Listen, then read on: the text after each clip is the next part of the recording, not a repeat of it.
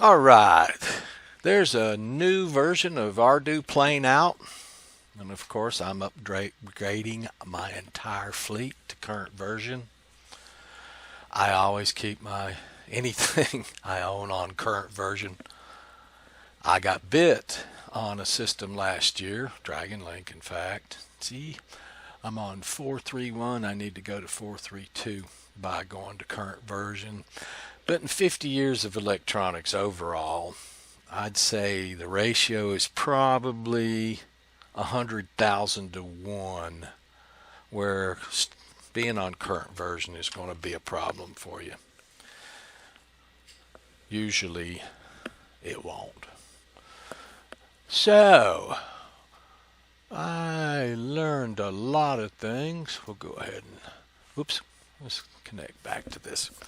I'm going to go through just a upgrade of the firmware on the screen for Ardu playing while I tell you what happened while I was doing this. What is this one? This one's a Caprahina with 431 on it. Yep, all that's still the same. My Nano Talon, if you remember, had a problem with slow loading. When I upgraded it, yep, all that's correct. When I upgraded it, it quit loading slowly. When I installed the perimeters from 431, it started loading slowly again. I think many of you have seen that particular problem on the Nano Talon that even caused a crash due to its poor behavior. I just decided to buckle down and figure it out.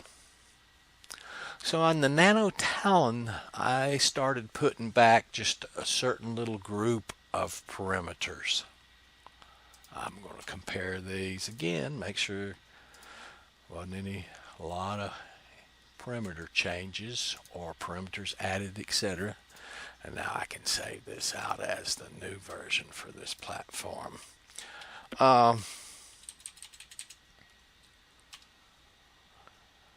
I would just load the first 25% of the perimeters and for a Caprahina. See what that did. And I finally got down where it actually boiled down to one perimeter. And that perimeter, let's see if I can do it on this real quick. Okay, see right now, what you're going to see here, if I save these as 432. Oh yeah, I already saved it as 432. So if we compare, we've got very little. Some vibrations in the accelerometer caused this number to change. I come in here and I add a mission. And I load from file. There's my mission. One of my favorite flying fields. I'll write that to the flight controller. I'm going to use a geofence there. I want to play with a geofence in both altitude and dimensions. In 3 dimensions, that is. So there's my fence, my missions within that. Write that to the flight controller. It just changed the perimeter because, no, actually this one's the one I think is going to change the perimeter. I'm going to load from file a rally point because I want a rally point. I fly from here. I want the plane circling in front of me. We'll write that to the flight controller. Now if we come over and look, you're going to see what perimeters were changed during that function. Oops. Not on the Mini Talon 750. Let's go for a different model in the fleet. You see, there was one parameter changed.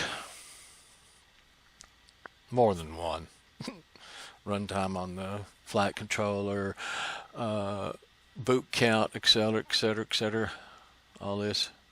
But look at here, rally total. It's a measure of how many rally points there is, and Ardu plane wants to keep track of it for some reason.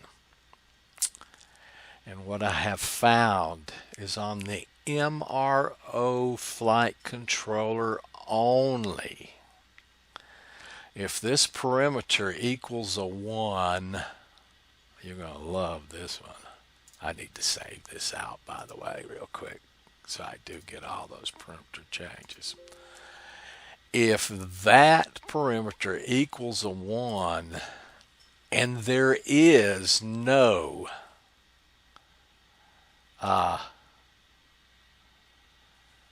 rally point in this area of the flight controller, the mRo goes into that little loop when it connects to the USB of sitting there for 10-15 seconds before it reacts again. I can show you it on the platform if anybody wants to see it demoed. It doesn't happen on the Maytech firm flight controllers. You can have that perimeter.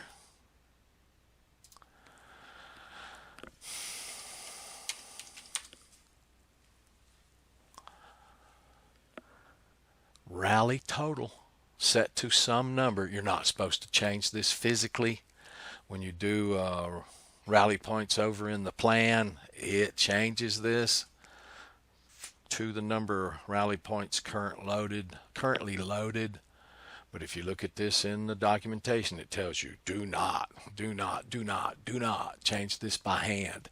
Now, I did when I was playing with it, setting it to a 1, and the mRo flight controller took 10-15 seconds to connect. Set it to a 0, worked fine. Did that same thing on a Maytech flight controller, worked fine no matter what this rally total was set to. Went back to the mRo flight controller and put a rally point in it via this, the planner, flight planner, and then it doesn't matter anymore if this is a 0 or a 1. The mRo loads immediately.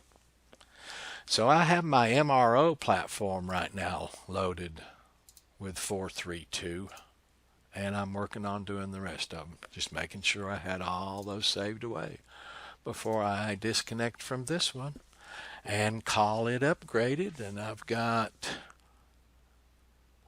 5 done now, and I've got 2 more to go. But I just wanted to tell you about the solution to that slow loading, slow connection via USB or telemetry. Doesn't matter how you're connecting MavLink to these things. When you're connecting via telemetry, radio, Dragon Link, Crossfire, any telemetry connection, I don't know for sure yet, but I think a 4G connection would also be a MavLink connection to the mission planner.